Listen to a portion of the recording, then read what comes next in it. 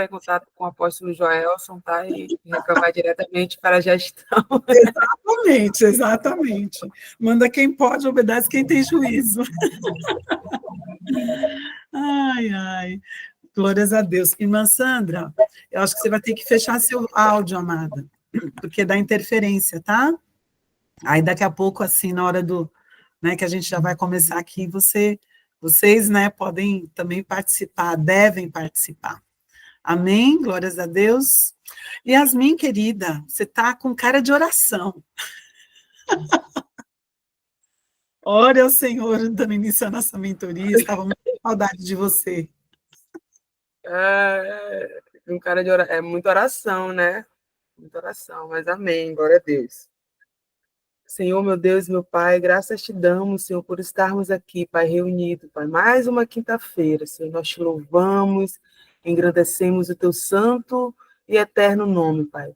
Quero te agradecer, Senhor, por cada um dos meus irmãos que estão aqui, Senhor, te agradeço por ainda, Senhor, por algum motivo, Senhor, aqueles que não vão conseguir participar, mas tu sabes de todas as coisas, Senhor.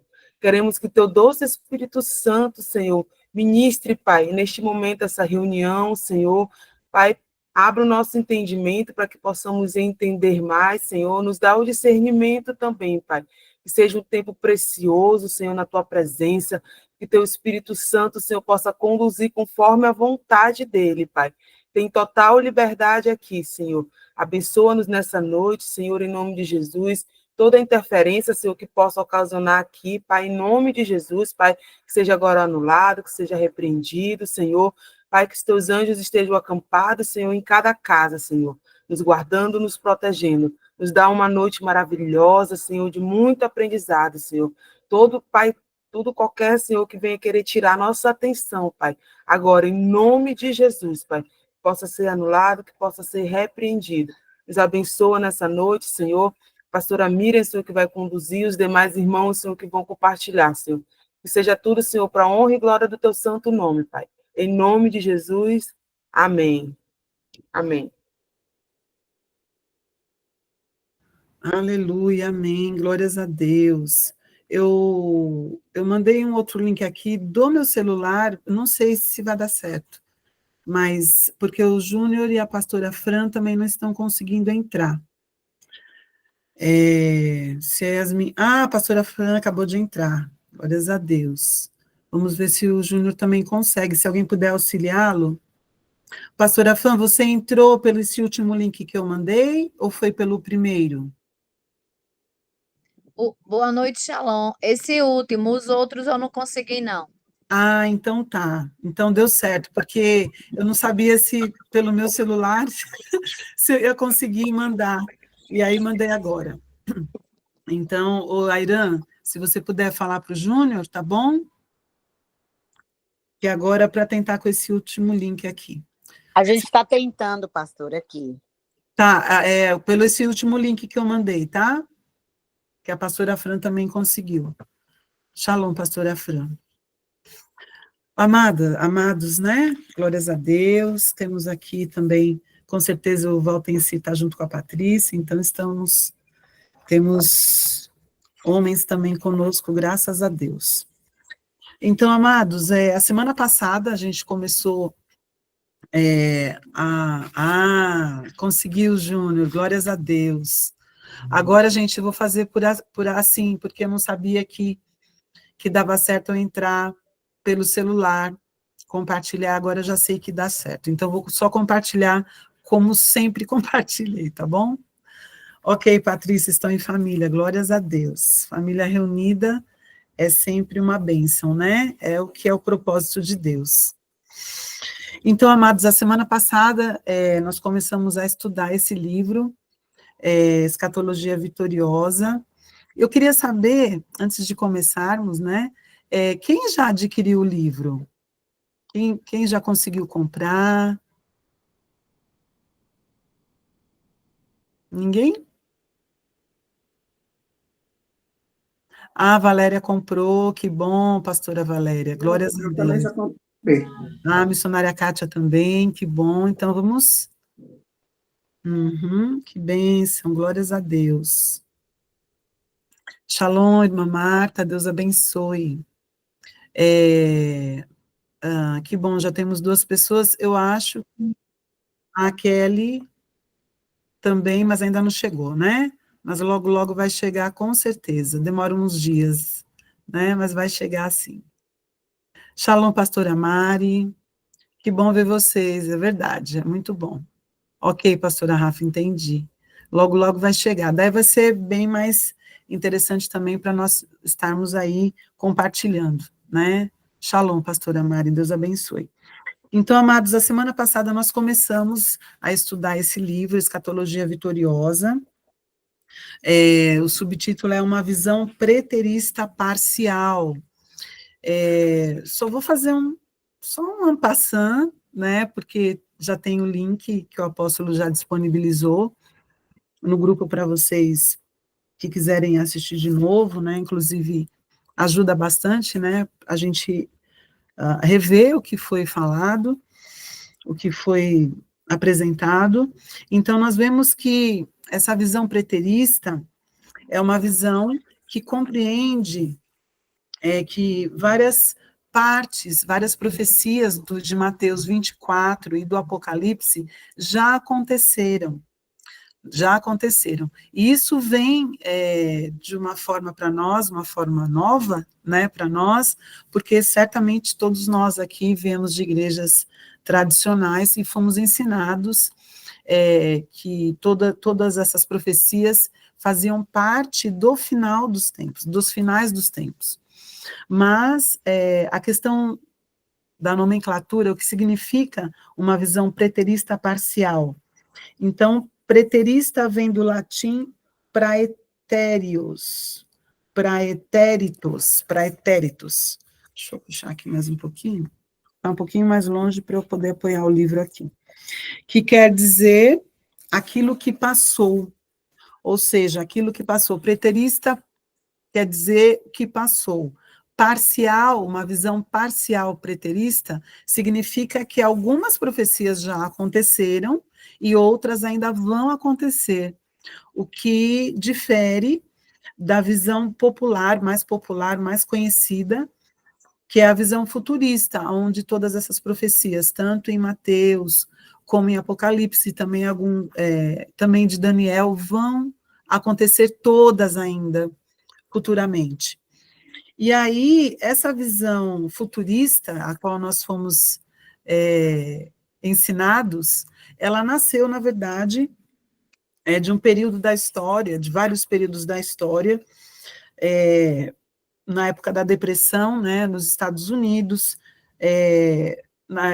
durante a Primeira Guerra Mundial, depois durante a Segunda Guerra Mundial, e depois também com a Guerra do Vietnã.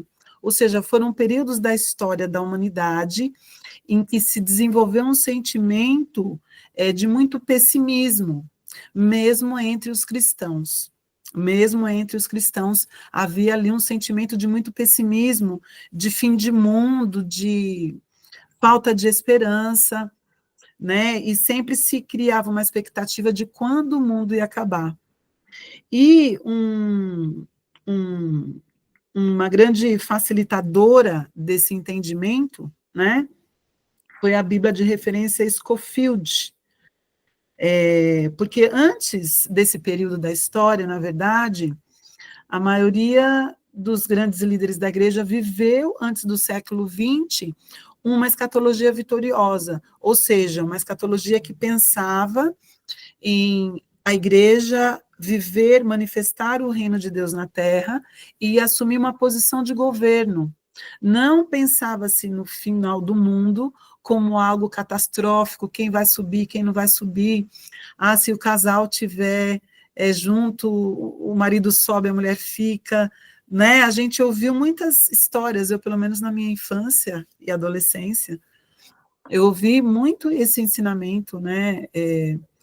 Como uma interpretação bíblica dos finais dos tempos que trouxe um temor para nós, né? Trouxe um temor, inclusive, para os cristãos. Aquele medo de não subir se Jesus vier, né? Então, é claro que Jesus, Yeshua, Hamashia, ele vem buscar uma igreja santa. Ele realmente está nos preparando, está preparando a igreja Eu creio dessa forma que a igreja de Cristo, o corpo de Cristo está sendo preparado, né, para esse momento onde Jesus, Yeshua, voltará e nós iremos reinar com ele, né? Então, por isso estamos passando por esse processo, onde, graças a Deus, o apostólico, né, o ministério apostólico está sendo retomado, não apenas no sentido de que, como foi manchado o ministério apostólico, no sentido de desejar o título, mas, na verdade, sem o entendimento do que é uma igreja apostólica, né, onde realmente os 5 ministérios são a base do ministério apostólico, e a igreja vai fluindo quando esses ministérios estão fundamentando a igreja, e os outros ministérios também vão fluindo, mas porque tem a base apostólica, tem o apóstolo que dá a direção, tem o profeta, que interpreta aquilo que, né, que é boca de Deus na terra, interpreta os tempos, ou seja, tem o evangelista, que é aquele que que prega em qualquer tempo, em qualquer lugar, em qualquer situação. O evangelista não cria, ele não espera uma oportunidade, ele faz a oportunidade. Onde temos os pastores, né, que realmente cuidam das ovelhas no aconselhamento, no amparo, no cuidado, realmente ajudando as vidas, os discípulos, né, de Yeshua, a caminharem no seu propósito, né, sendo um apoio pastoral, dando apoio pastoral, e temos também os mestres que vêm com o ensino. Então, nós cremos que nós estamos vivendo um reavivamento apostólico, aonde até quando participamos, o pastor Michael, né, que fez uma live conosco aí essa semana, ele falou muito sobre isso, né, ele falou sobre o reavivamento do ministério apostólico, que está preparando a igreja, né, para viver realmente a integridade da igreja, do corpo de Cristo na terra. Então, isso está sendo estabelecido. Então, estão sendo testados pastores e apóstolos, cada um, eu creio que dentro do entendimento da revelação do ministério apostólico, cada um vai ser colocado no seu lugar, cada um vai servir aonde foi chamado. Isso é muito importante, e isso tem a ver com o livro que nós estudamos, né? O Despertar da Igreja Apostólica. Então, retomando aqui ao assunto, isso mesmo, Júnior, deixados para trás.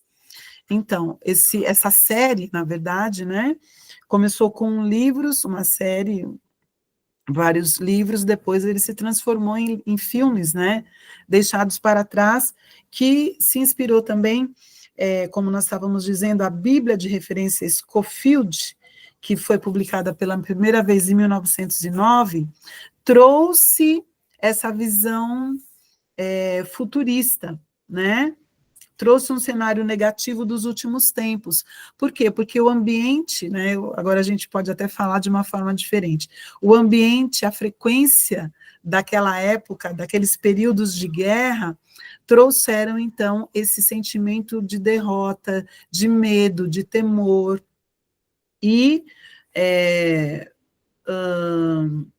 então vários livros foram sendo escritos, e o mais famoso realmente é o Deixados para Trás, que se transformou numa série, também, isso, dispensacionalista também, pastora Valéria, exatamente, exatamente.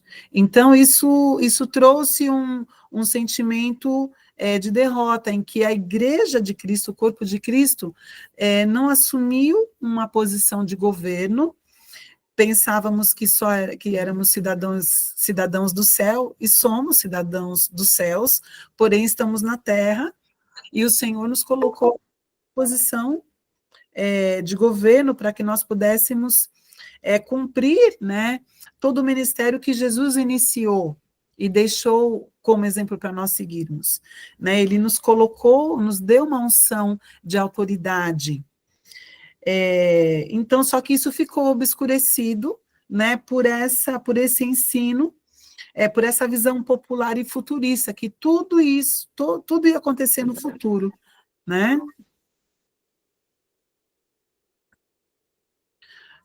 Porém, nós vemos que muitas profecias já aconteceram, né? Já aconteceram. Então, eu creio que vocês já devem ter lido ali, ter assistido a outra live. Então, várias profecias já aconteceram, né?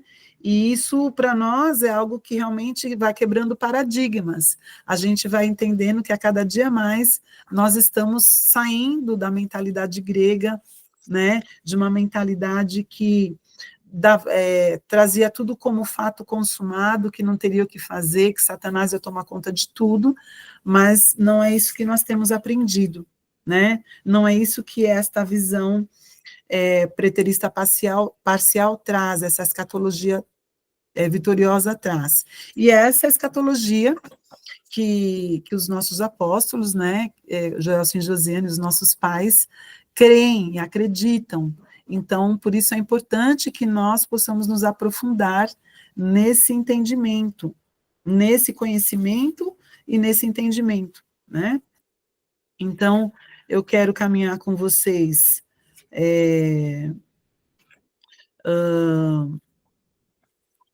só fazendo uma outra recapitulação na página 22, quando os discípulos fazem 3 perguntas, né, baseadas ali no texto de Mateus 24, eles fazem, então 3 perguntas muito importantes, que os escritores aqui deste livro separaram. Primeiro, quando sucederão estas coisas? Segundo, que sinal haverá da tua vinda? Terceiro, e quanto à consumação do século, do mundo, né? E aí, a gente foi aprendendo aqui que quando Jesus foi falando em Mateus 23, por exemplo, que do 33 ao 36, ele diz: serpente, raça de víboras, como escapareis da condenação do inferno? Por isso, eis que vos envio profetas, sábios e escribas.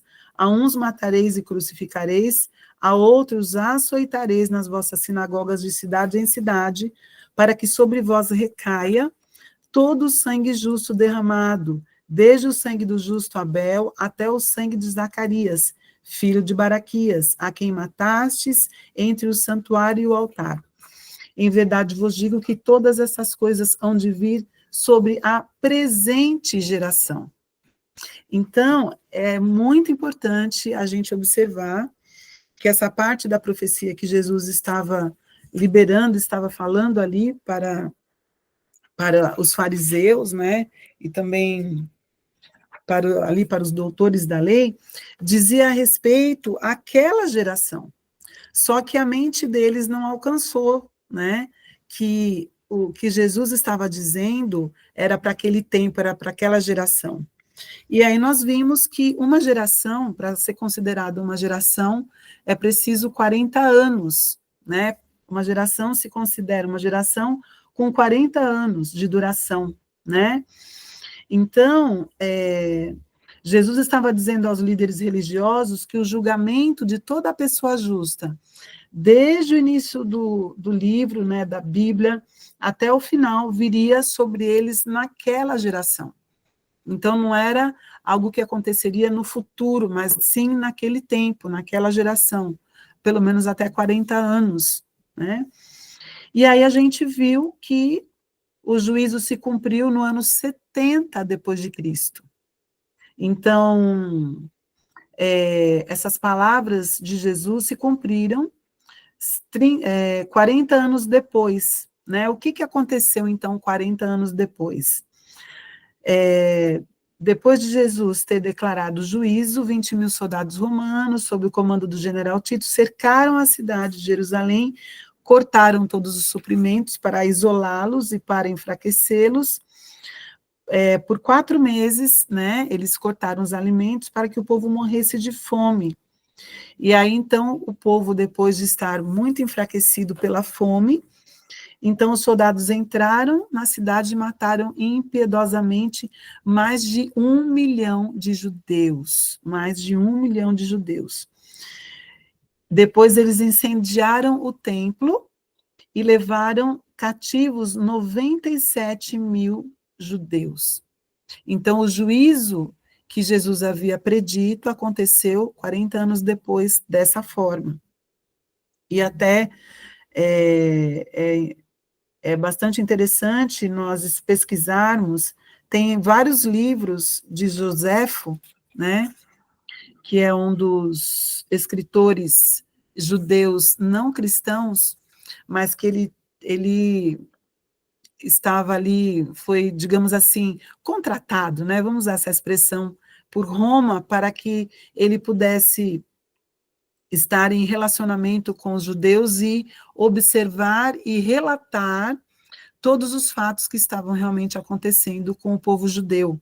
Então, os relatos de Joséfo são muito, são fidedignos, né, dentro de uma perspectiva de um judeu contando a história do seu próprio povo, muito embora ele não tivesse sido cristão, tá? Ok? Então, alguém gostaria de falar alguma coisa nessa parte, antes de nós seguirmos? Nós vamos começar a estudar hoje a partir da página 29. Mas se alguém quiser compartilhar algo, fique à vontade.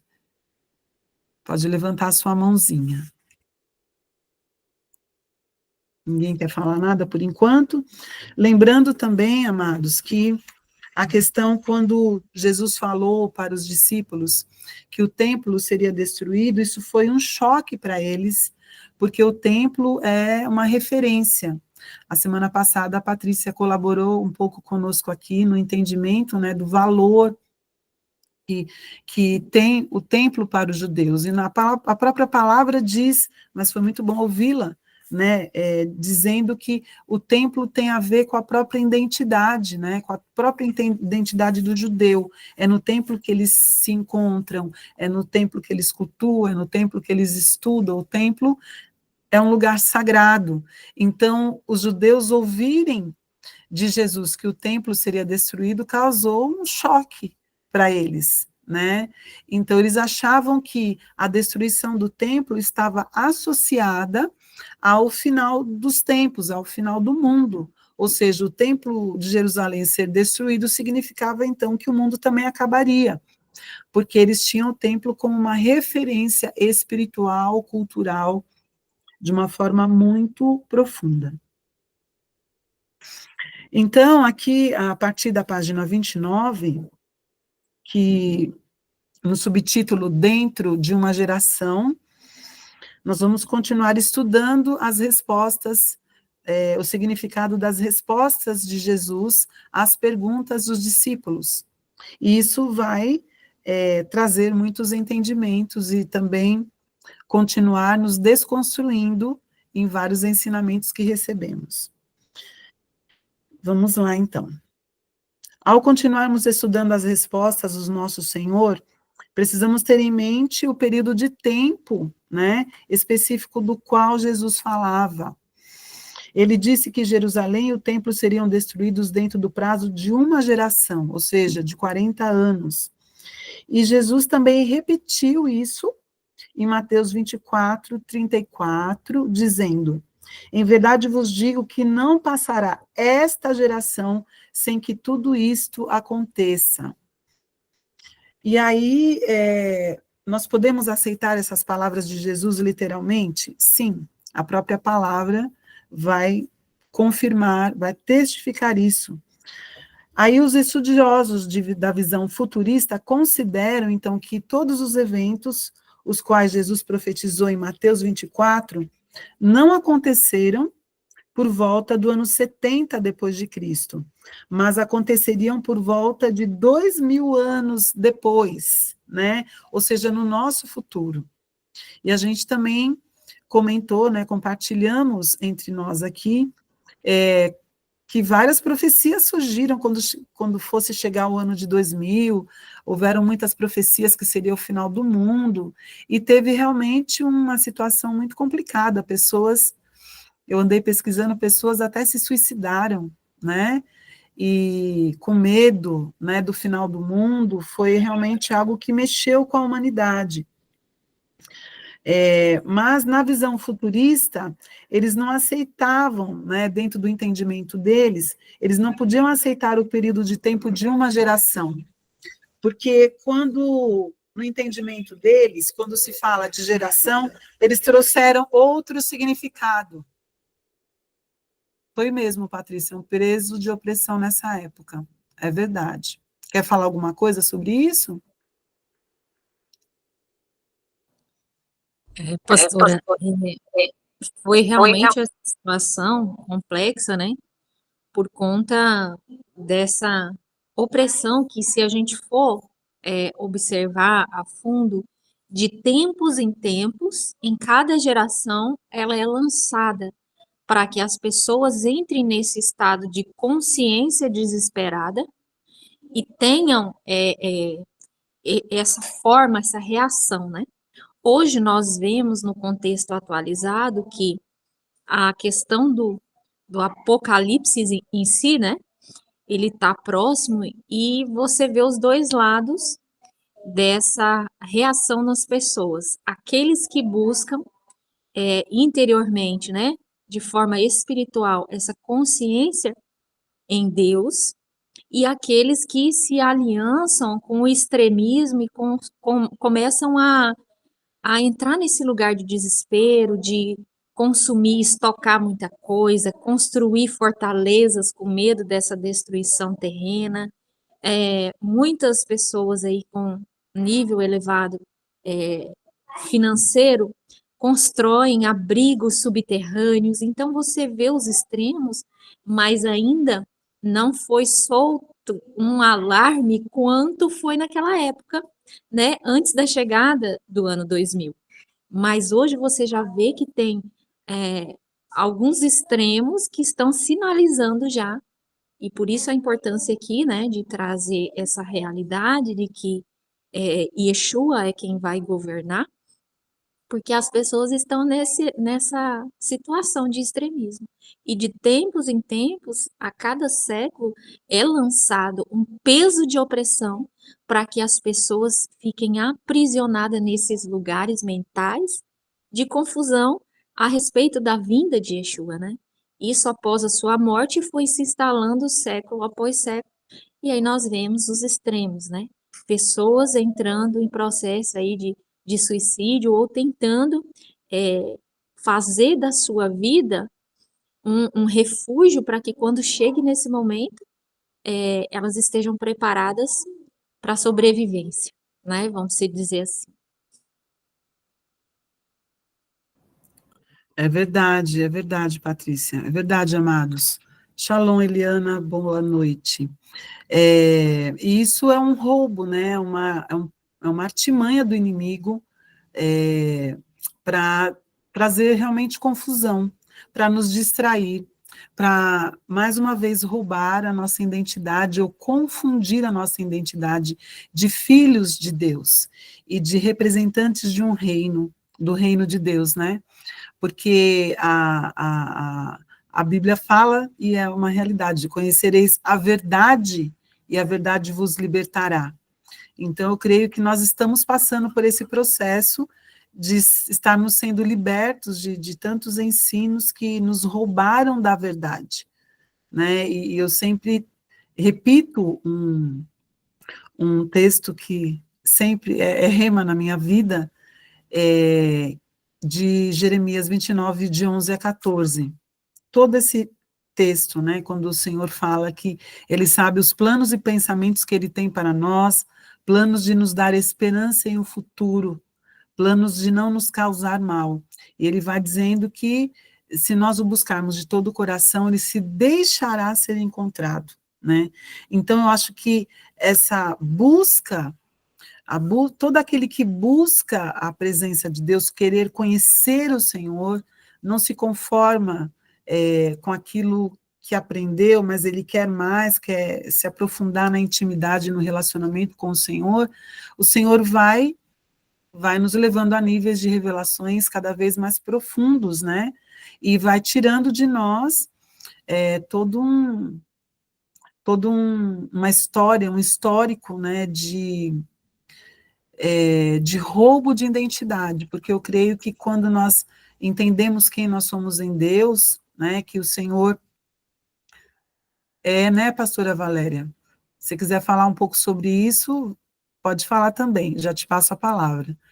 Mas a gente acabou sendo intimidado, achando que nós, como cristãos, não poderíamos ter algumas coisas, né? Não poderíamos usufruir da herança e da adoção de filhos que recebemos. Então, a gente viveu também um período muito grande da nossa vida, um evangelho, uma vida cristã tacanha, né? Porque o próprio sistema de Satanás, que foi incutido na igreja cristã também, acabou nos roubando a nossa identidade. Então, nós estamos sendo reconstruídos na nossa identidade, de sermos representantes de Deus na terra, de assumirmos posição de governo, que há pouco tempo eu não pensava dessa forma, eu não entendia dessa forma. Mas o Senhor, como vocês aqui, né? Como nós aqui. Mas graças a Deus que a nossa sede de conhecer, de saber, a sede de conhecer o nosso Senhor, nos trouxe, nos tem trazido até aqui, como outros também, né? Então, nós louvamos ao Senhor por isso. Então, a nossa leitura, né, está mudando, a leitura nossa com relação ao mundo, com relação ao nosso relacionamento aqui, enquanto filhos de Deus, está mudando, né? Você quer falar sobre isso, pastora Valéria? Só um comentário. Pode fazer, todos fiquem à vontade. Eu comecei escrevendo aí, o que tudo isso causou foi muito mais, assim, pelo menos o que eu pude experimentar, né, como eu falei, na pele, porque eu cresci dentro desse contexto e sempre, e esse foi um tema que me aguçou muito, então eu sempre investi, se você vier aqui em casa, vai ver o tanto de livro, de apostila, de seminário que eu fiz a esse respeito, né, porque eu acreditava piamente em tudo aquilo que era apresentado para a gente dentro dessa escatologia futurista e dispensacionalista, né, e que nós estávamos vivendo a última dispensação e aquela coisa toda, e o quanto isso fez com que o povo de Deus se fechasse dentro de uma bolha, não avançasse para nenhum lado, sem nenhuma perspectiva de vida, achando que era aquilo ali, pedindo o tempo todo, Jesus volta logo, mas era por uma questão assim, de querer escapar daqui mesmo, de fugir daqui, porque o mundo jaz no maligno, que é outra interpretação errada, né? Porque não é o mundo em si, né? É a respeito do cosmos, né? De todo o sistema que controla, né? Então, isso foi uma mentira que nos privou de avançar, de conquistar. Eu me lembro que quando a minha filha mais velha fez 15 anos, eu falava assim, nós temos que começar a ver o que você quer, que curso você quer fazer, né, qual profissão e tal. Eu lembro dela chorando, falando assim para mim, mamãe, para que eu vou estudar? Para que se Jesus vai voltar e eu não vou ter feito nada? Vai ser tudo jogado fora, mamãe. Para que eu vou querer fazer isso? E eu falava com ela assim, não, minha filha, a gente tem que viver esperando a volta dele, mas a gente tem que viver. Mas lá no fundo ficava aquela incógnita dentro de mim, né? Aquele questionamento. Ela não está errada, né? Para que vai fazer isso? Ah, para que eu vou ter uma casa? Não, não preciso ter uma casa. Era tanto que eu nunca tinha orado pedindo a Deus uma casa própria. É coisa assim que escraviza literalmente. Eu lembro que eu pensava assim, com isso, porque eu comecei a estudar isso, gente, criança, a gente assistia uns filmes, e até hoje existem eles aí, assim, filmes dos anos 70, que a gente assistia, acreditava naquilo, né? Todo filme que lançava, livro que lançava, comprava tudo e ficava fascinada com aquilo. E eu pensava assim, será que Jesus vai voltar e eu não vou ter casado?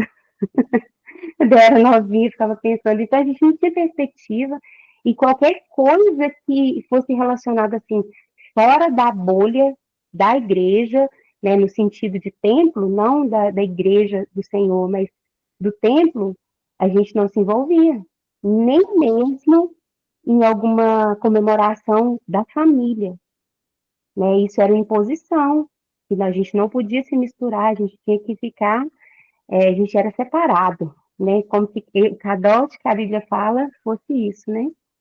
E é um roubo, não apenas da identidade, mas da nossa vida, né? E hoje eu oro e peço, Senhor, vem remir o nosso tempo, que todo o tempo que nós permanecemos ali na ignorância, a gente venha ter uma remissão violenta, e Deus tem feito isso. Ele tem feito com que um ano valha por 10 na nossa vida. E eu tenho experimentado isso, sabe? E quando eu comecei a ouvir a primeira vez escatologia apostólica, quando o Luiz Henrique Schmidt lançou aquele livro, eu ouvi alguma coisa assim, bem por alto, até de um discípulo da doutora Neuza Tioca, o Wesley, e eu fui no privado, conversei com ele, falei, Wesley, me passa mais alguma coisa sobre isso, eu preciso aprender, eu me sinto escravizada, o que que é isso? Eu falava assim, o que que é isso? Sobre o que é isso? E ele falava assim, ainda não me sinto preparado para falar a esse respeito. Mas aí ele me indicou esse livro, Escatologia Vitoriosa, e eu fui atrás e comecei a encontrar as lives do apóstolo Coraiola, e através dele veio Luiz Henrique Schmidt. Já conversei com o apóstolo Luiz Henrique Schmidt, ele me autorizou até fazer o áudio do livro dele, Escatologia Apostólica. Eu preciso fazer isso, porque já tem uns 2 anos que ele me autorizou a fazer isso, eu não fiz. Eu creio que vai ajudar muita gente, né, na compreensão, porque o livro dele fala a nossa língua, aqui para o Brasil, né, esse livro que a gente está lendo, Escatologia Vitoriosa, é de um americano. Então, o outro é de um brasileiro. Então, ele fala mais dentro do nosso contexto, né? Eu acho que vai ser enriquecedor também. E toda a turma também depois procurasse, né? Ler e ouvir o livro do apóstolo Luiz Henrique Schmidt. Então, é isso. A minha participação que eu queria fazer a esse respeito é essa. Amém, glórias a Deus, glórias a Deus. É interessante que a gente fomos ensinados, né, discipulados a ter uma mentalidade escrava, né, aquela escravidão de não poder ter, né, horrível isso, gente, meu Deus, meu Deus. Pode falar, Yasmin.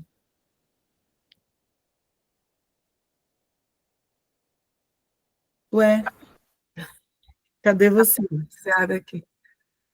Só falando em cima do que a Valéria falou, realmente isso é um pensamento que eu também tive muitos anos atrás, e enquanto ela estava falando, né, eu lembrei realmente que o quanto eu falei isso, de que realmente, para que eu vou fazer algo se Jesus vai voltar, para que eu vou me importar com isso, de estudar, de ter mais conhecimento. E hoje em dia, com todo esse conhecimento que a gente tem, eu vejo muito a estratégia de Satanás naquele tempo, já lá atrás, porque hoje nós vemos que a volta, vou dizer assim, a volta de Jesus, depois, não deu não. A minha irmã, gente, desculpa, assim, a Ingrid, e assim, só voltando. E hoje a gente vê que falar da volta de Jesus, da vinda de Jesus, é algo que as pessoas, muitos, veem como piada, porque ouviram muito tempo atrás.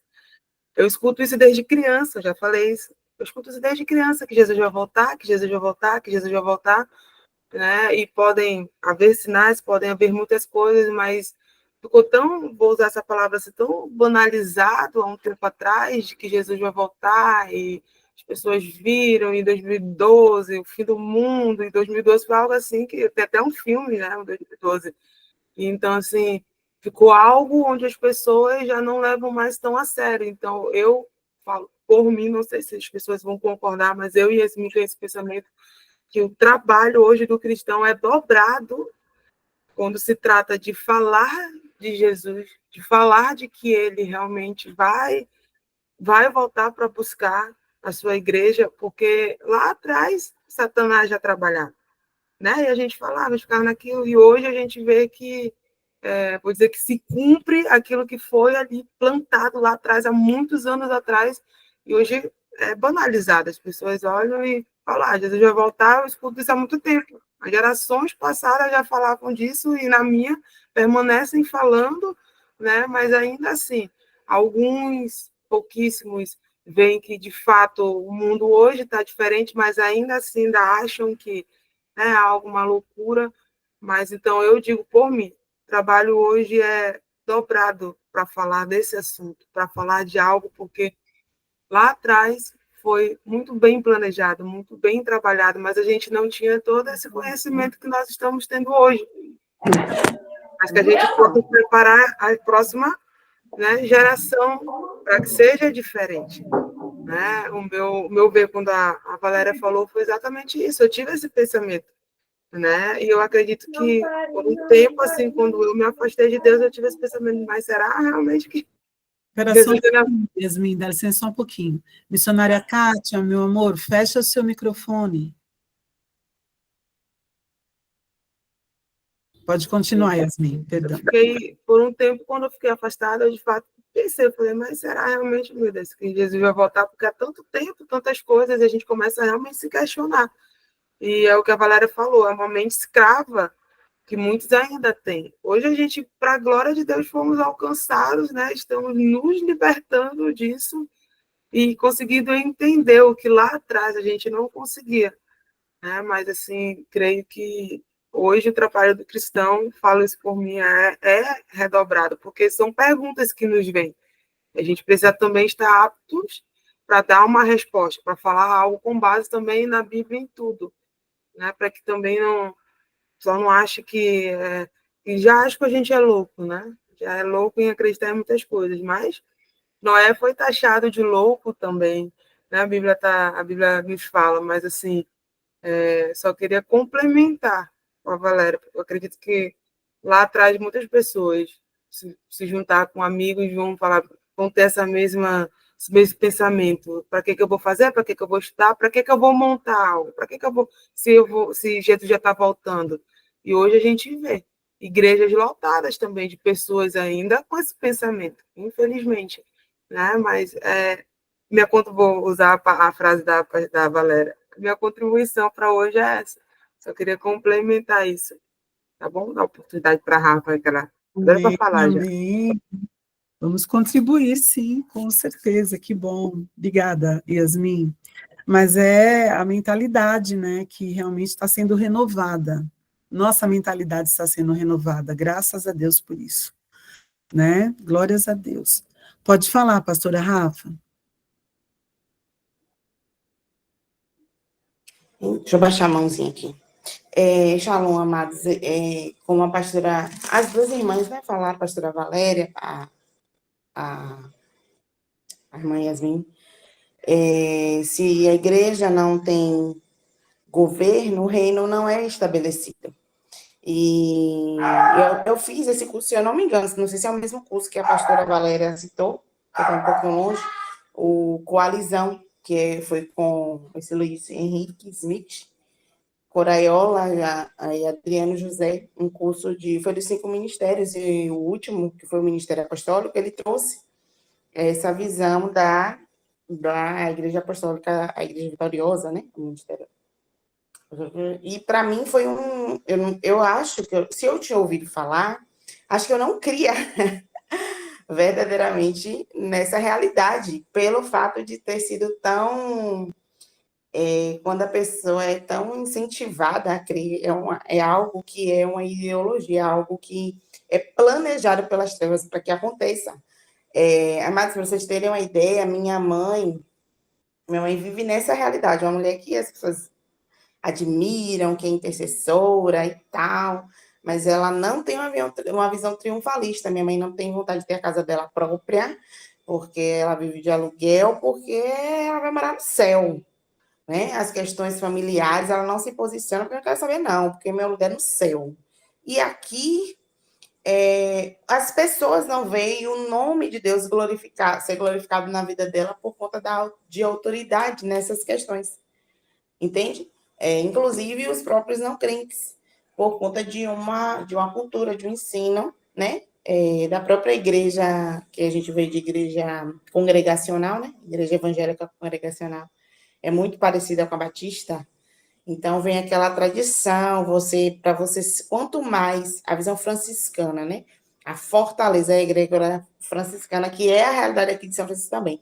Quanto mais pobre, quanto mais humilde na falsa humildade, né? Porque o orgulho predomina. É uma falsa humildade, porque é o orgulho de ser pobre. É o orgulho de ter uma mentalidade assim para alcançar para os outros um nível de santidade.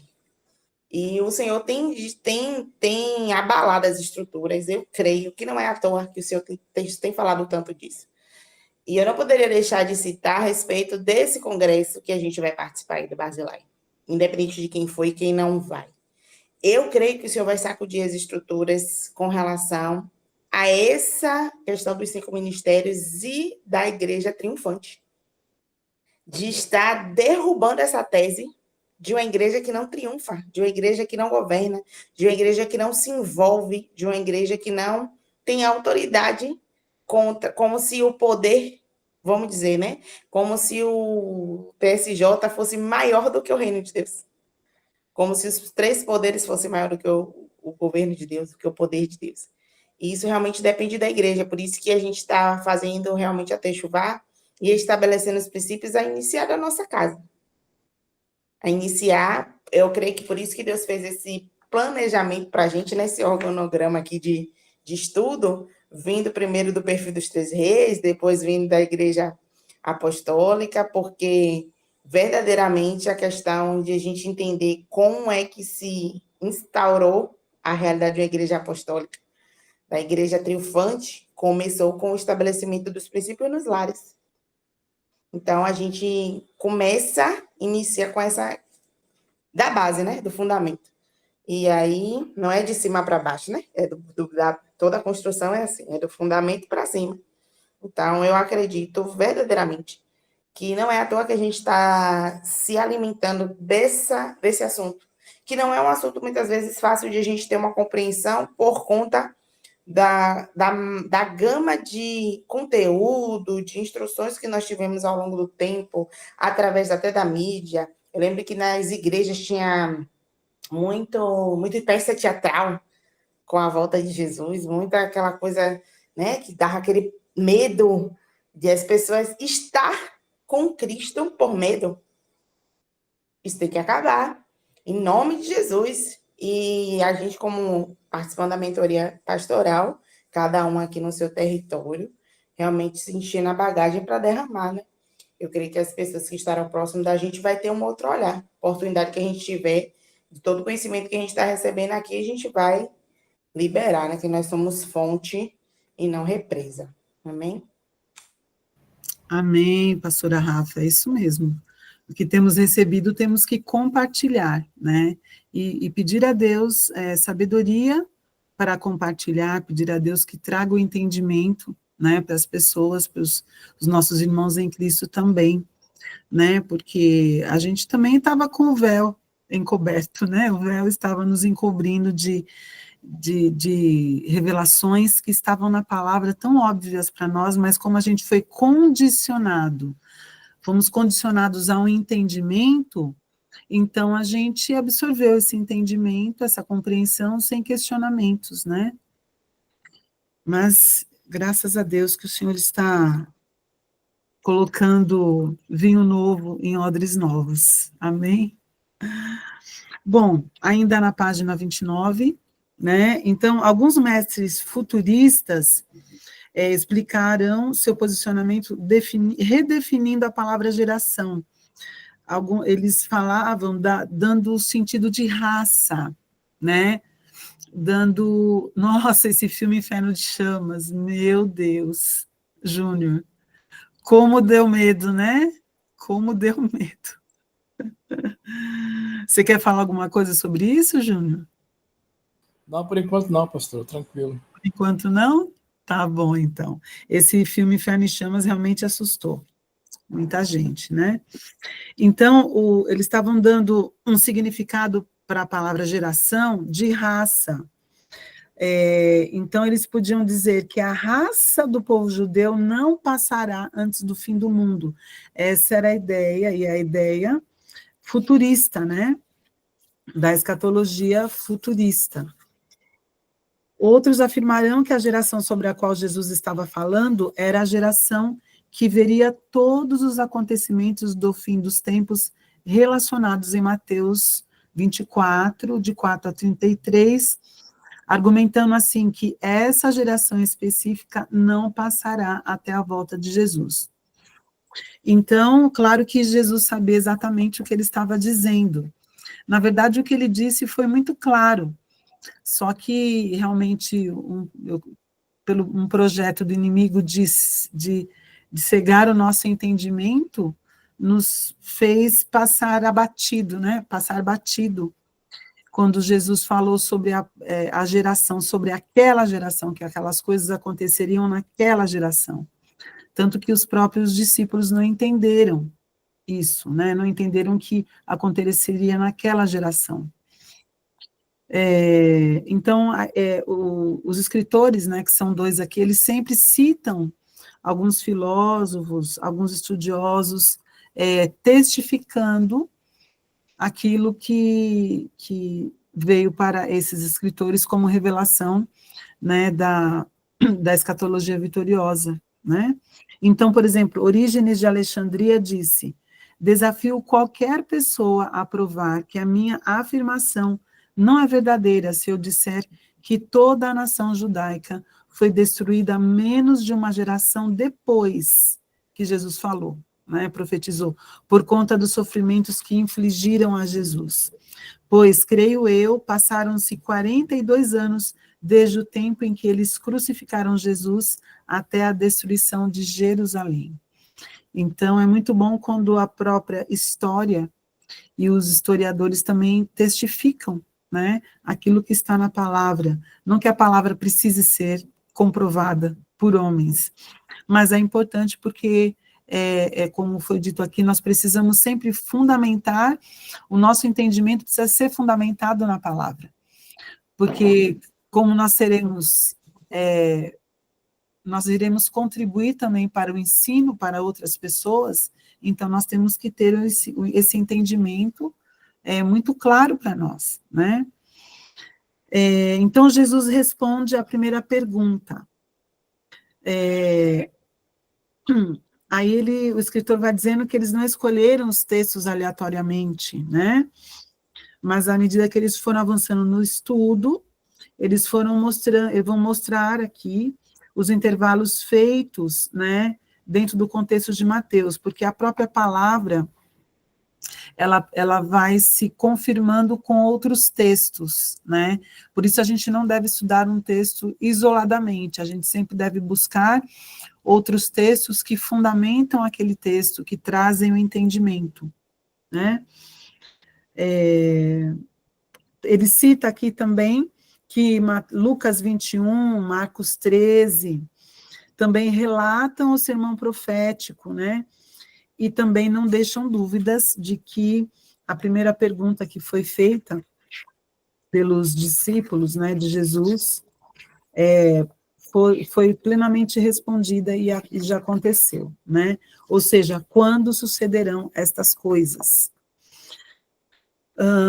Vamos lá. Então, Mateus 24, de 4 a 5, diz assim: muitos afirmarão ser o Cristo. Vede que ninguém vos engane, porque muitos virão em meu nome dizendo, eu sou o Cristo, e enganarão a muitos. Ou seja, os cristãos, como nós, ouvimos apenas a visão futurista sobre essas passagens bíblicas, né? Já falamos sobre isso, que colocam essas palavras de Jesus como algo que vai acontecer lá no final, no fim do mundo, né?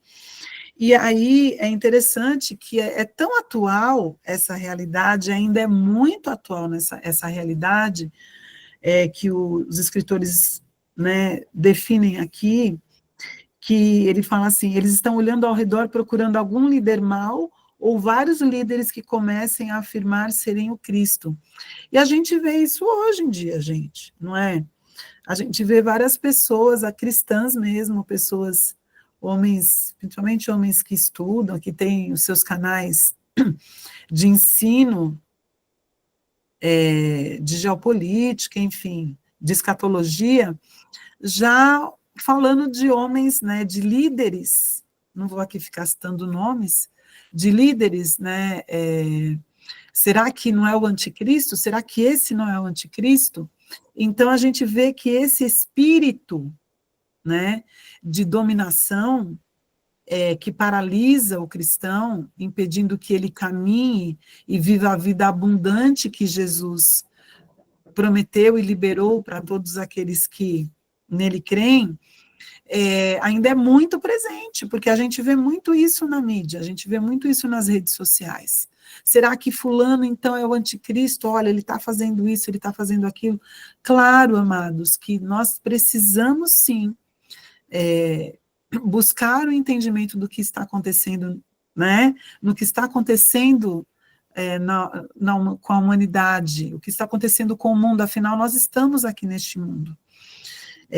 Nós temos que ter essa visão espiritual e escatológica também, porém, livre de toda essa influência que nos aprisionou durante tantos anos e não permitiu que nós pudéssemos nos mover como filhos do rei, né? Mas nos trouxe uma vida cristã tacanha, diminuída. Então, esse então é o primeiro erro que nós precisamos corrigir. Jesus estava respondendo à pergunta com respeito a quando Jerusalém e o templo seriam destruídos. Esse evento, então, ocorreu no ano 70 depois de Cristo, 40 anos depois de Jesus ter profetizado. Olha lá, novamente 40 anos, né, uma geração. Jesus disse aos seus discípulos que em breve muitas pessoas surgiriam afirmando ser o Cristo. Então, essa é uma história que se repete, não é? A fim de que as palavras de Jesus se cumprissem, esses impostores teriam de vir, então, no primeiro século, né? E aí ele pergunta, isso aconteceu historicamente? Sim, já aconteceu historicamente. Depois da morte de Jesus, então, muitos líderes também se levantaram, capturando o coração do povo, né? Do povo judeu. A gente também precisa ter um entendimento da cultura daquele tempo. Por quê? Porque, na verdade, o povo judeu estava à procura de um Messias. Eles rejeitaram a Jesus porque eles não entenderam que a promessa que eles tinham, né? Eles tinham como povo de que viria um Messias para resgatá-los, eles não entendiam que era o Messias, um Salvador espiritual, mas eles ainda estavam na expectativa de um Messias, de um Salvador, provavelmente de nível político, né, que pudesse libertá-los de toda aquela dominação romana, né, do domínio romano. Então, a esperança deles, e muito do seu sistema religioso, se baseava e ainda se baseia, porque aqueles que ainda não reconheceram a Yeshua como Salvador, né, ainda não são judeus messiânicos, porque não reconheceram que Jesus é o Salvador, ainda estão esperando o Messias, não é? Então, quando Jesus morreu, muitos dos seus seguidores desistiram de crer que ele era o Messias, e outros líderes se levantaram rapidamente, atraindo grandes multidões. Olha só o que muitos seguidores de Yeshua andando com ele, aprendendo com ele, porque ele morreu, né, mas esqueceram, não creram que ele ressuscitou, acabaram se apostatando da fé.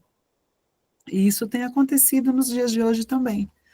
Isso tem acontecido demais nos dias de hoje também. Então, a história, como a Patrícia falou, a cada 100 anos, né, de tempos em tempos, de séculos em séculos, é levantado esse ruído, né, de que Jesus está voltando e que nós temos que ver isso de uma forma temerosa. Jesus vai voltar, sim, nós sabemos que Jesus vai voltar, queremos que ele volte, porque quando ele voltar, ele virá buscar a nós que somos a igreja, e nós vamos reinar com ele. Mas realmente a volta de Jesus não significa nós ficarmos paralisados, não significa que nós não precisamos nos mover.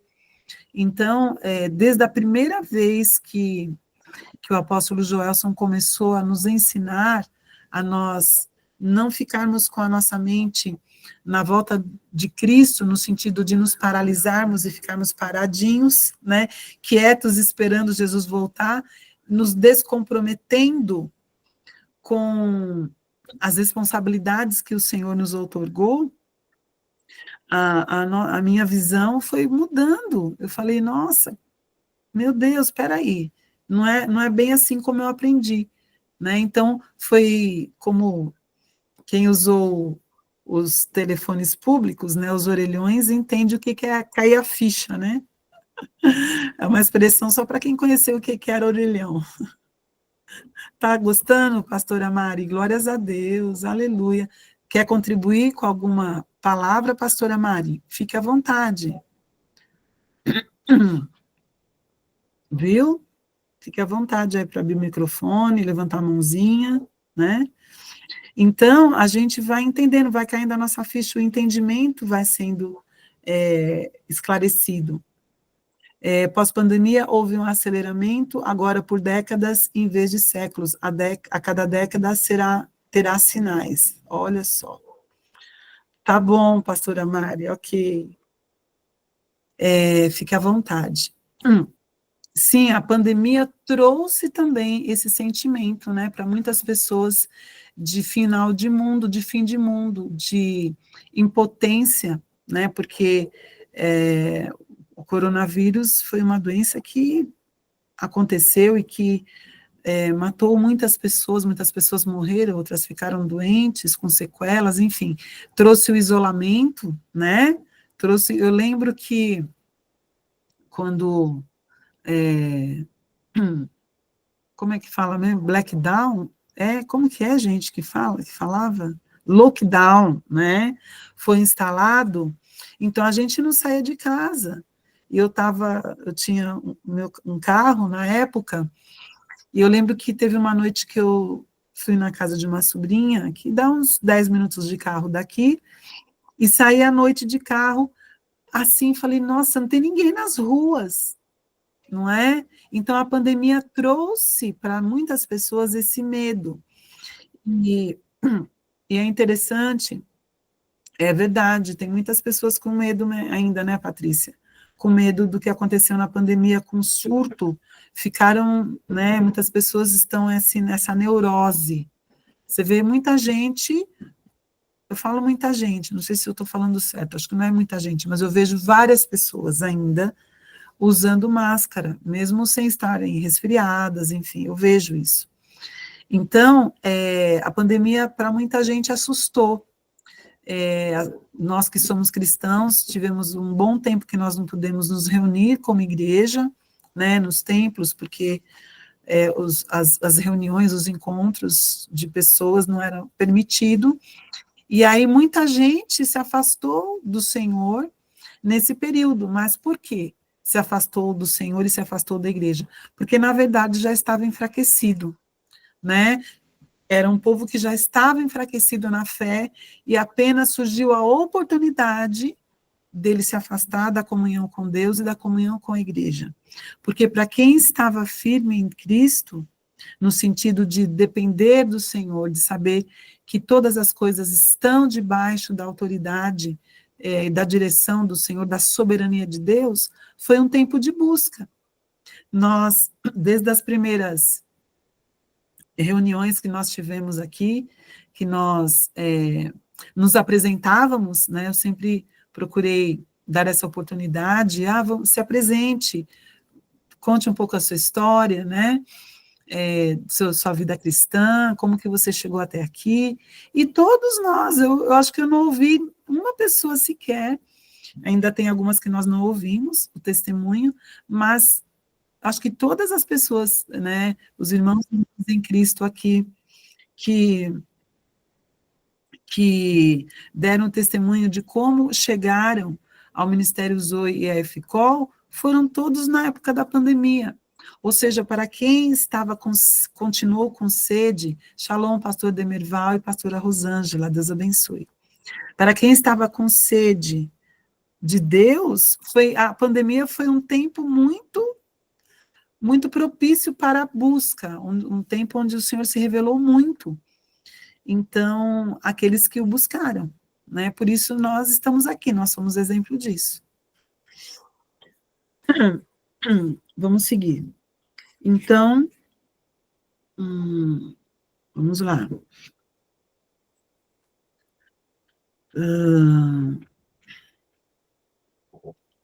John Wesley, por exemplo, disse: e realmente nunca apareceram tantos impostores no mundo como alguns anos antes da destruição de Jerusalém. Sem dúvida, porque aquele era o tempo em que os judeus, em geral, esperavam pelo Messias. Eusébio também disse, não vou ler todos, tá? Mas assim, depois que o Senhor foi elevado ao céu, os demônios levantaram um determinado número de homens que afirmavam ser deuses. Olha só, amados. Beda, ou venerável, porque muitos apareceram quando a destruição era iminente sobre Jerusalém, dizendo que eram Cristo. E vou ler aqui Charles Spurgeon. Um grande número de impostores apareceu antes da destruição de Jerusalém, divulgando que eram ungidos de Deus. Ou seja, o espírito de engano sempre existiu, né? Sempre existiu para os desapercebidos, né?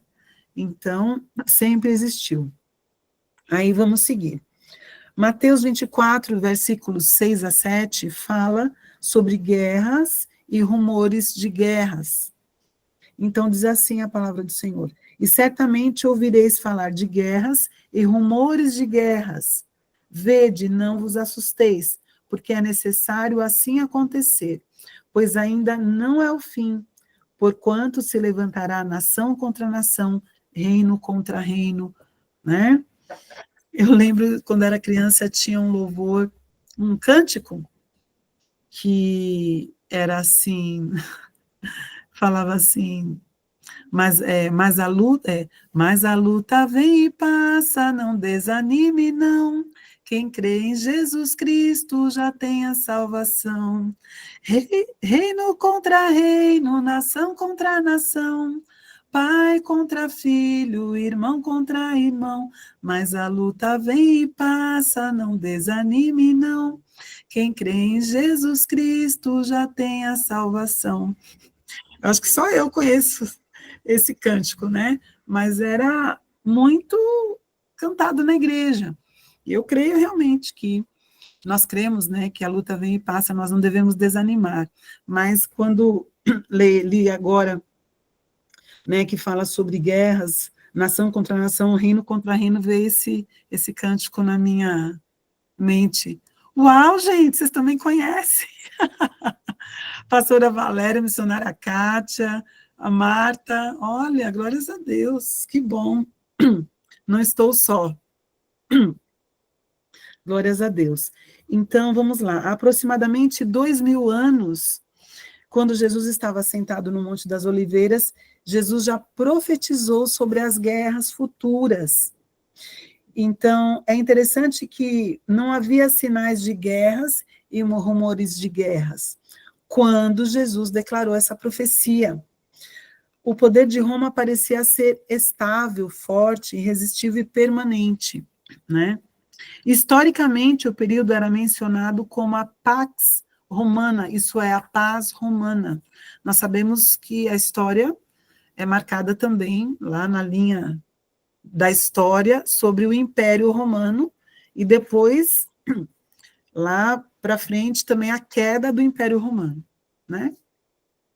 Então, naturalmente, os inimigos de Roma não falariam sobre aquele período de modo tão gracioso, mas Roma estava definitivamente estabelecida naquela região do mundo, né? Então, Roma era um império naquele tempo, né? Dominou muitos povos. Foi nesse período que Jesus, então, profetizou sobre as guerras vindouras. Então, a profecia de Jesus, né, essa profecia que haveria guerras e rumores de guerras, aconteceu dentro daquela geração? Na verdade, guerras começaram a irromper por todo o império.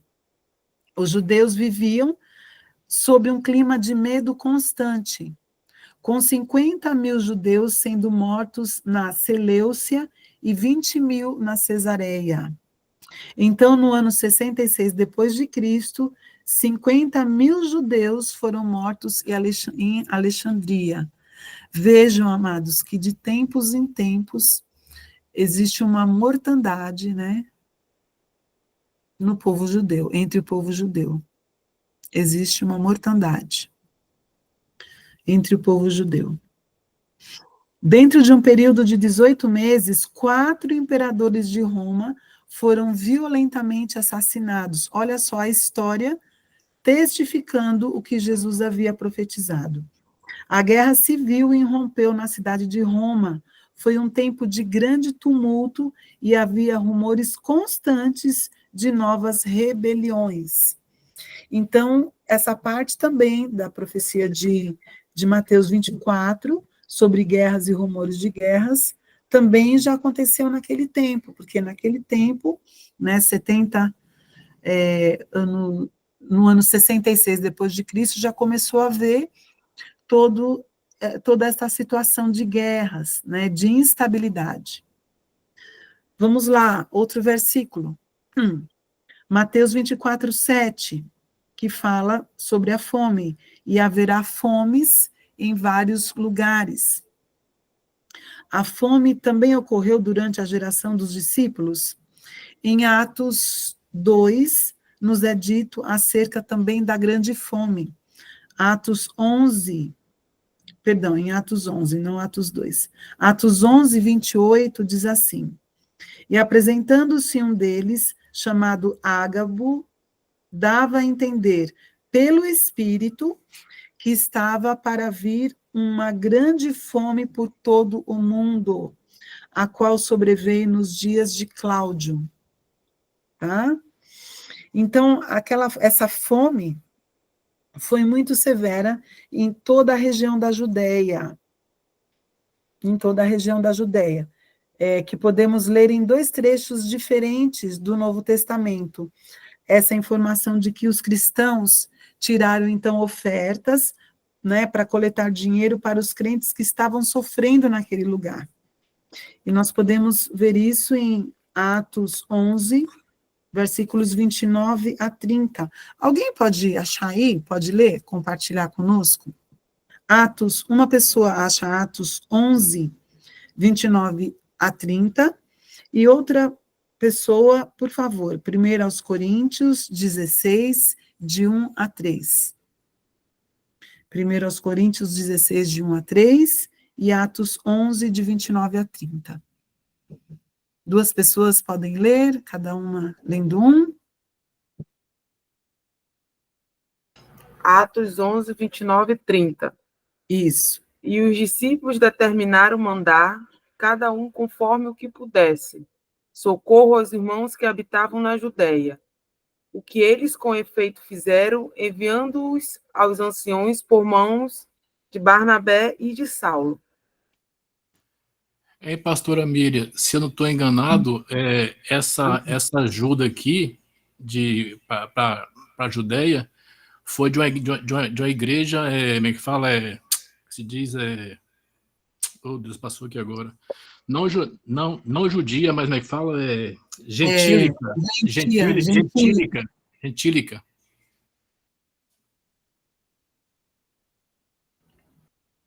Ok, Júnior, achei que você ia continuar, por isso que eu fechei aqui. Mas eu não li todo, não reli.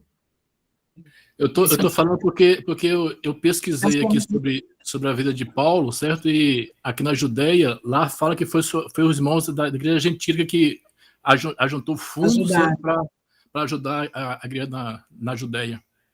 Amém, glórias a Deus. Olha só, já havia os apóstolos, né, ensinaram muito bem o que era viver o evangelho. Então, os próprios gentios, né, a igreja gentílica também entendeu e contribuiu para que a necessidade fosse suprida, né? Alguém pode ler 1 Coríntios 16, de 1 a 3? Inclusive, pastora Mira, aqui em Atos fala que com Pedro, Pedro ele pregou para os gentios, né? E quando ele voltou, teve uma grande confusão entre eles por causa disso aí, porque Pedro pegou para os gentios. Porque os apóstolos, até então, só pregavam para os quê? Para os judeus. E Pedro pegou para os gentios. Teve até uma certa confusão com relação a isso. Sim, Pedro foi muito confrontado, né? Até que o Senhor falou para ele, olha, com aquela visão, né, que ele teve, Do lençol com os animais. o Isso aí. sol, foi exatamente, né, para mostrar para ele que que os Acepção de gentios pessoas, né? precisavam ser alcançados, Isso. né? Os gentios precisavam ser alcançados pelo evangelho também. Então, a salvação veio primeiro para os judeus e depois para os gentios. Amém, Júnior, obrigada. Pode falar, pode ler, pastora Fran, por favor, querida. Eu queria fazer uma observação, né? Já passou o comentário, mas Não, mesmo assim. Pode fazer. Quando eu fui para o seminário, quando eu voltei de lá, né, essa questão da mente, né, que a pastora Rafaela estava comentando, né, essa mente eu até esqueci a palavra agora, mas assim, eu doei tudo que tinha e na verdade, a minha mentalidade era que tinha que viver um dia de cada vez. E eu lembro que quando foi para mim decidir, né, quando a ficha estava caindo, né, que você precisava ter uma vida, que precisava ter responsabilidade. E eu queria viver só no mundo, fazendo missões para cima e para baixo, sabe, achando que tinha que ser dessa forma, mas aí um dia eu parei tudo e falei, não, isso está errado. E aí, quando eu parei tudo, né, eu comentando com a amiga disse, pra que tu vai fazer casa? Jesus vai voltar e tu vai fazer casa, não sei o que. Eu falei assim, olha, se Jesus voltar, eu vou para o céu. E se ele não voltar, eu tô morando na casa. E assim foi. Já tem uns 5 anos que eu tô na minha casa e eu tô aqui contando a história hoje. Mas isso impregna mesmo, né? Isso tem impregnação e começar a estudar dessa forma e começar a rever dessa forma, para mim está sendo um conflito muito grande, porque é uma desconstrução, né? É Romanos 12. Realmente é uma desconstrução, realmente, e assim como eu sou muito intensa em tudo que eu faço, para mim tem sido assim muito conflitante, mas tenho orado para vencer cada dia, porque assim, tem hora que eu vou dizer assim, não, chega, para tudo, e vou ficar recuar, né? Mas recuar não seria o fator principal, né? É tempo de avançar e vamos avançar dentro daquilo que o Senhor tem para nós. E é isso. O texto vai ser 1 Coríntios 16, do 1 a 3. Quanto à pergunta sobre o dinheiro que vocês estão coletando para o povo santo, siga as mesmas instruções que dei às igrejas da galáxia. No primeiro dia de cada semana, separe uma parte de sua renda. Não esperem até que eu chegue para então coletar tudo de uma vez. Quando eu chegar, entregarei cartas de recomendação aos mensageiros que vocês escolheram para levar uma oferta a Jerusalém. Amém, pastora Fran, obrigada. Muito bom o seu testemunho também, pastora, porque é isso, nós não somos daqueles que retrocedem, né?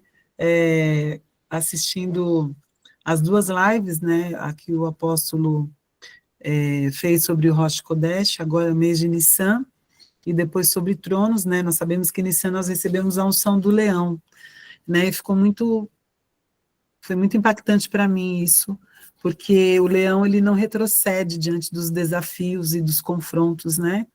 Então, é a gente se apropriar daquela palavra, do texto que fala assim, para nós colocarmos a nossa mente cativa a Cristo, né? Eu tenho orado sobre isso, eu tenho pedido ao Senhor que me dê a mente de Cristo, né? Porque a palavra diz que nós temos a mente de Cristo. Então, nós precisamos realmente continuar nessa desconstrução. É confrontante, né? Nós somos confrontados, mas certamente o confronto é necessário, porque o confronto faz parte da mudança. Só existe mudança quando há confronto, quando há crise. A crise, se bem administrada, né, sempre nos leva a um nível mais elevado de entendimento, de compreensão, de sabedoria. Mas não é fácil, não, mas é muito bom. Obrigada, pastora. Então, aí foram lidos 2 textos, né, que testificam que houve esse período de fome, de grande fome. Então, também já foi aqui provado, né, fundamentado na palavra, que essa parte da profecia também aconteceu já naquele período, tá bom? A partir do ano ali, 66 depois de Cristo.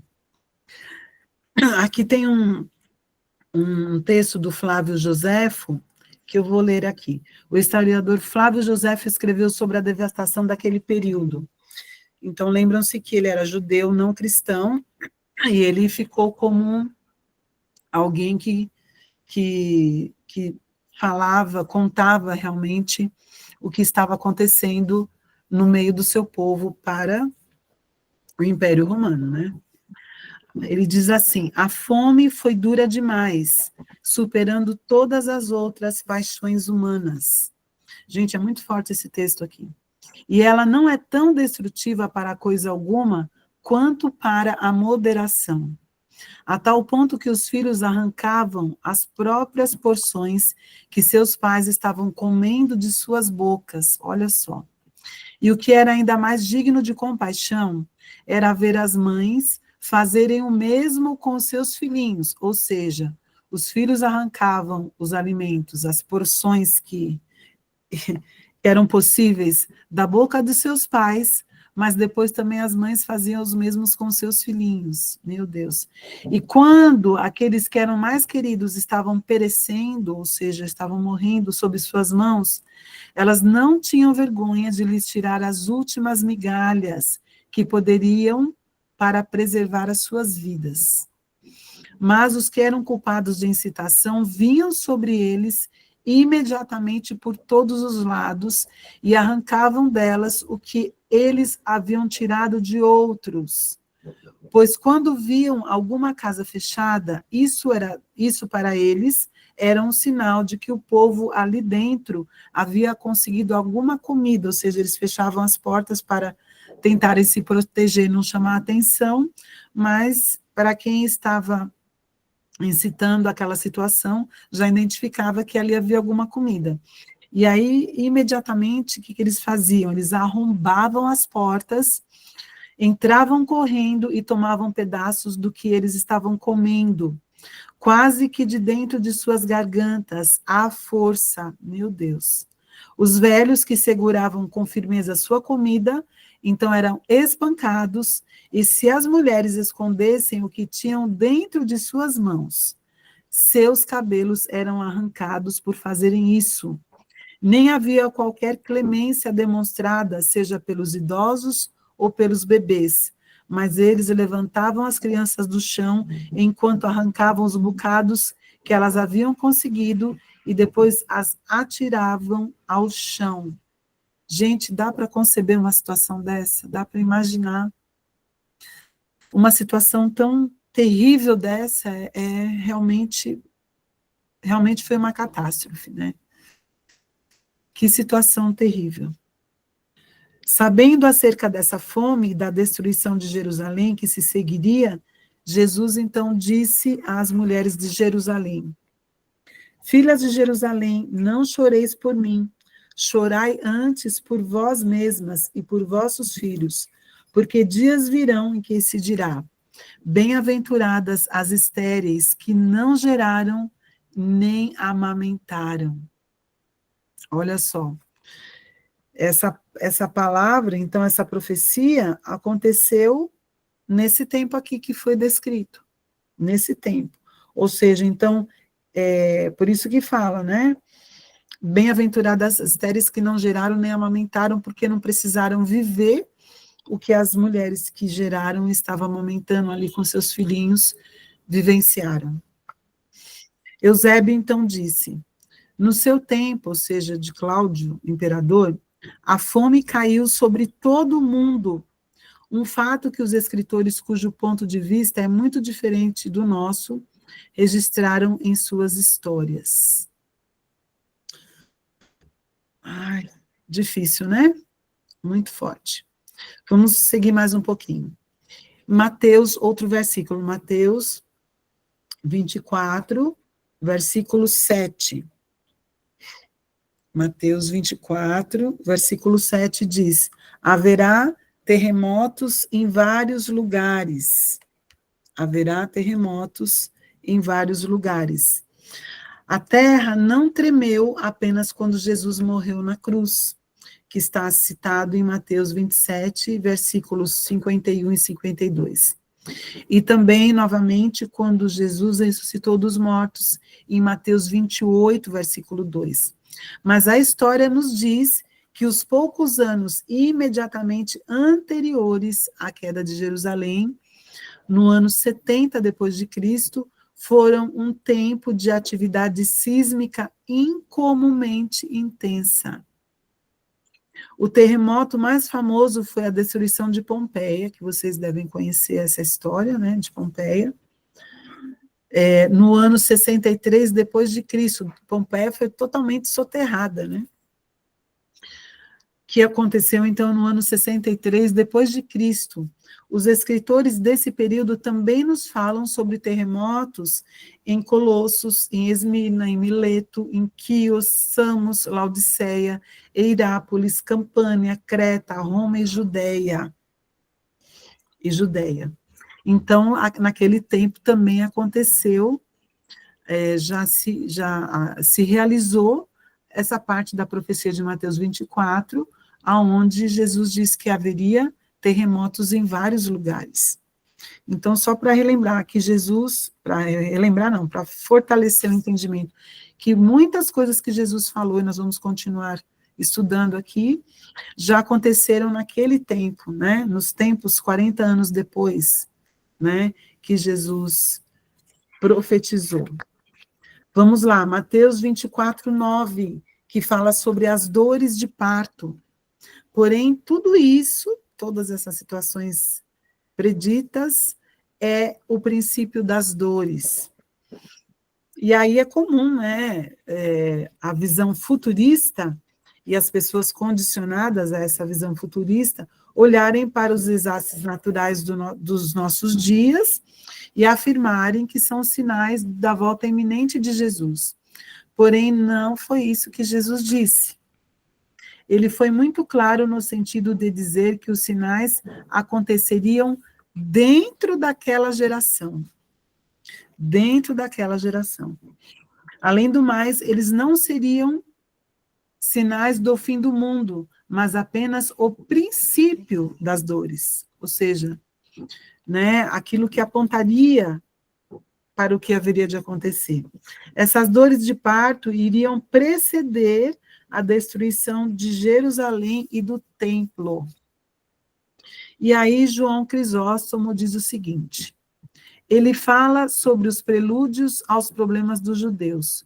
Tudo isto é o princípio das dores, isto é, dos problemas que lhes sobrevirão. Amém? Alguém quer falar alguma coisa a respeito dessas partes que aqui estamos abordando?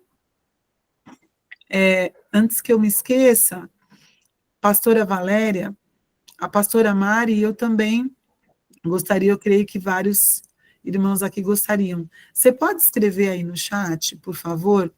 Ou no chat e também no grupo da mentoria pastoral, o nome desse livro que você falou, Escatologia Apostólica. Você compartilha com a gente, pastora, por favor? O nome e o escritor, né? Acho que vai ser bastante importante, tá? Obrigada, viu?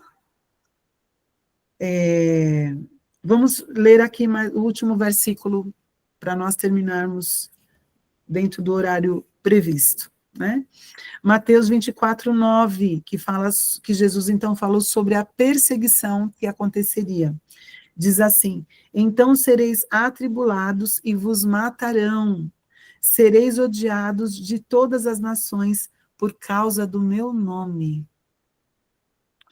A primeira perseguição foi instigada pelos líderes religiosos judeus. Saulo estava entre esses líderes que supervisionavam os homens que estavam matando os cristãos. Então, vocês lembram que Paulo liderou, né, muitas rebeliões e muitos momentos de mortandade, de matança entre os cristãos. Por isso que quando ele teve um encontro com Jesus, né, quando ele se converteu a Yeshua, demorou para as pessoas acreditarem que ele tinha se convertido, porque elas tinham medo dele, porque ele tinha a fama, né, de participar desses processos de perseguição. O livro de Atos descreve a perseguição dizendo: naquele dia levantou-se grande perseguição contra a igreja de Jerusalém, e todos, exceto os apóstolos, foram dispersos pelas regiões da Judéia e Samaria. Atos 8, versículo 1. Aquela grande perseguição, então, continuou a se espalhar, e logo os oficiais do governo, como o rei Herodes, também se envolveram nela. Está lá dito em Atos 12, versículo 1. E a perseguição se tornou ainda mais intensa no ano 64. Obrigada, pastora Valéria. Obrigada, querida.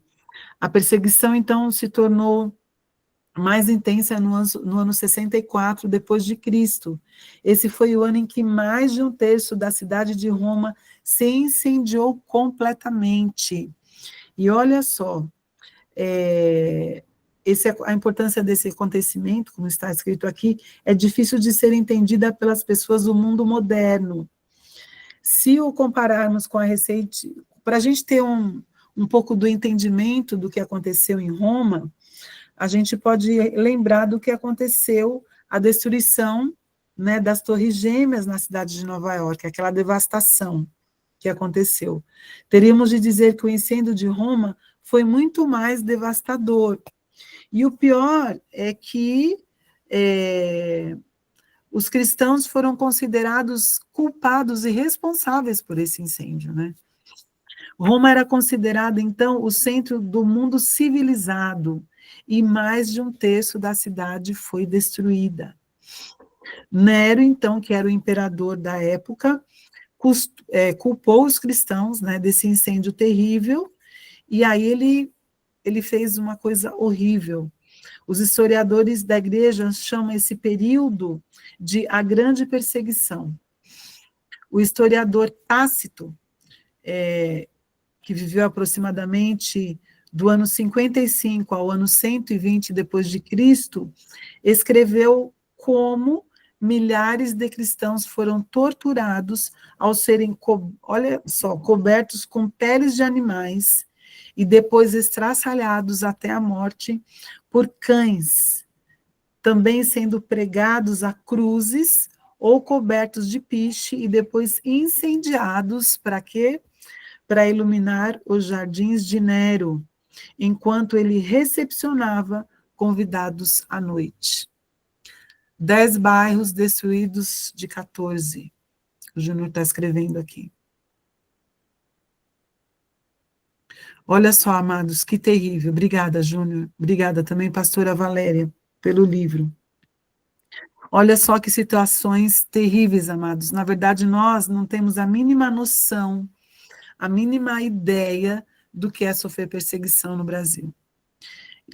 Sofremos uma certa perseguição, mas nem se compara ao que muitos cristãos sofreram e muitos cristãos sofrem hoje, atualmente. Não sofrem ainda no nosso país, mas é só a gente olhar para a África, por exemplo, onde aldeias, onde igrejas, pessoas que estão cultuando nas igrejas, sabemos como são as estruturas de igreja, de templo na África, por exemplo, são, né, exterminadas, são mortas, e assim, em muitos países que sofrem perseguição, a gente fica achando que, hoje não existe perseguição, não existe morte. Gente, tem muita gente morrendo por causa de Cristo, muita gente morrendo, muita gente, né, sendo presa por causa do nome do Senhor Jesus.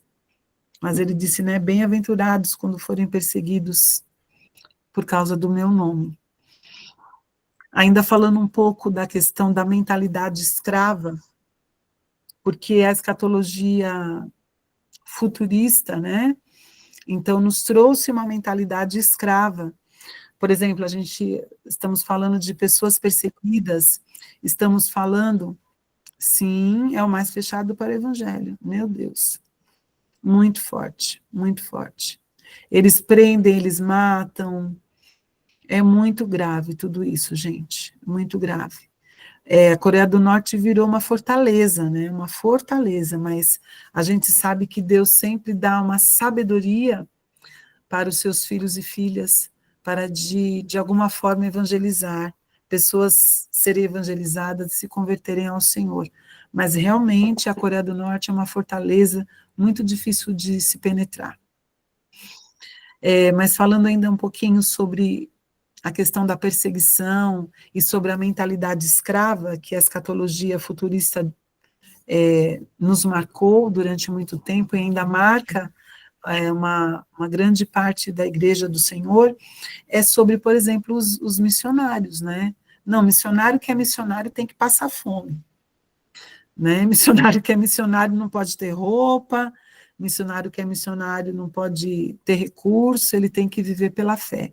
E realmente ele tem que viver pela fé, todos nós vivemos pela fé, mas a fé também de saber que nós somos filhos do rei, né, filhos do dono do ouro e da prata. Então, a questão que eu vivenciei, né, durante tantos anos na Igreja Batista, que tem ainda a mentalidade de sustentar missionários, mas sabemos que não só lá, mas muitas estruturas de igrejas cristãs que visam abençoar os missionários, não abençoam na sua totalidade, não cuidam, né, na sua totalidade. Então, quando eu via um testemunho de um missionário passando necessidade, então aquilo autenticava o chamado dele, né? Era a mentalidade que eu tinha e eu sei que muitos tiveram também. Mas não é assim que deve ser, né?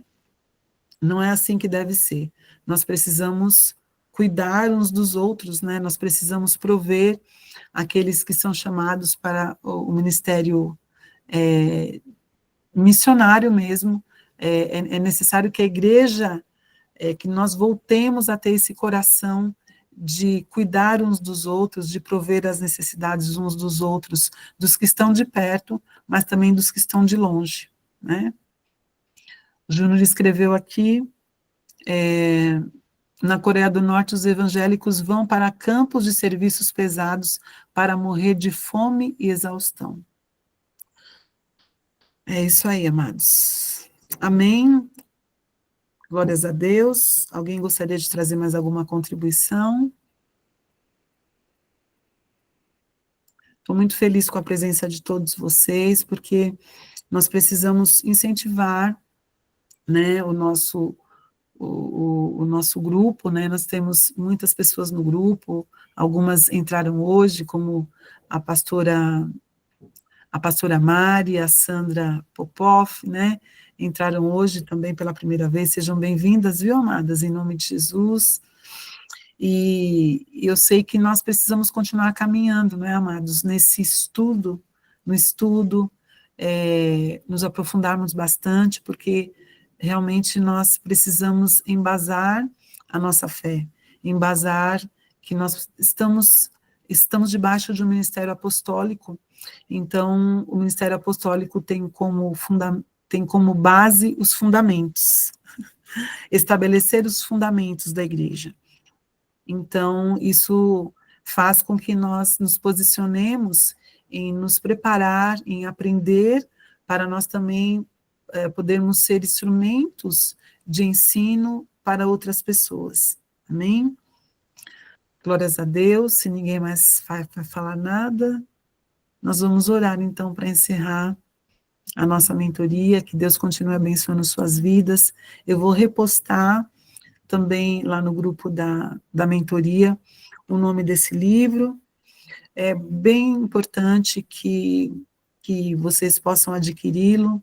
O PDF existe, né, mas não pode ser compartilhado. Esse livro ainda está sendo comercializado, então não é um PDF que está autorizado pelos escritores. Então vale a pena ter esse material, e porque Deus vai a cada dia mais nos alimentando, né, de tudo aquilo que precisamos aprender, para que o nosso entendimento seja ampliado e para que nós possamos nos mover segundo os propósitos do Senhor. Amém? Glórias a Deus. Louvado seja o nome do Senhor. Vamos orar então para encerrar. Deixa eu ver quem que eu vou pedir para orar aqui. Glórias a Deus. Temos várias pessoas aqui. Eu vou pedir para... Temos também a Patrícia Ai,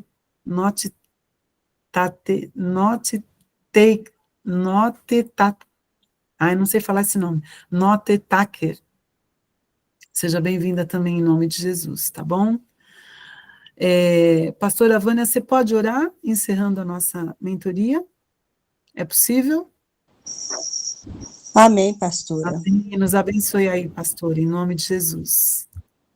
Pai, queremos te agradecer pela palavra ministrada, por tudo aquilo que o Senhor tem compartilhado conosco, nos dando a permissão de conhecermos mais ainda a sua palavra, Senhor. Que o Senhor coloque em nosso espírito, Senhor, a sede do conhecimento, que o Senhor venha nos abençoar, Senhor Jesus, que os anjos possam estar preparados, Senhor, para vir nos auxiliar neste conhecimento, Pai. Agradecemos pela presença de todos aqui, Senhor, pela vida da pastora Miriam, que tem estado conosco aqui, que tem tirado o seu tempo para nos abençoar, Pai. Que as nossas vidas sejam verdadeiramente vidas que tenham sede de conhecer a Tua palavra, Pai. É o que eu te peço e te agradeço em nome de Jesus. Amém. Amém, amados. Boa noite, shalom, Deus abençoe. Obrigada pela presença. Boa noite. Beijo. Shalom a todos. Shalom, Glória a Deus. shalom. Boa noite a Boa noite, todos. shalom, Deus abençoe. Deus abençoe. Boa semana. Bom? Hoje é quinta, né? Já vivo na sexta. Amém, pastora Mari. Glórias a Deus. Que bom. Amém. Boa noite. Tchau, tchau. Eu vou parar a gravação, tá bom?